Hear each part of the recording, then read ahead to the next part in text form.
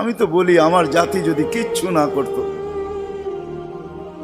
সারাদিন পরে ঘুমানোর সময় যদি হাত দুইটা উঠায় আর চোখের একটু পানি ছেড়া বলতো, মালিক এত বড় সংসার, এত যাই ঝামেলা সব সামনে নিয়ে সারা দিন তোর কাছে আসতে পারি নাই, এখন ঘুমাইতে চললাম, সকালে যদি উঠাস তাইলে উঠবো, নাইলে চির নিদ্রা হয়ে যাবে। কেননা ঘুম তো মৃত্যুই, ঘুম তো মারা যাওয়াই, নাইলে ঘুমের থেকে ওঠার দোয়া এটা কেন হবে?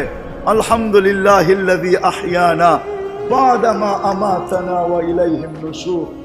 ঘুম যদি মৃত্যু মরা না হইতো, মৃত্যু বরণ করা না হইতো, তাহলে এই দোয়া ঘুমের থেকে উঠার হইতো তো হইতো কেন?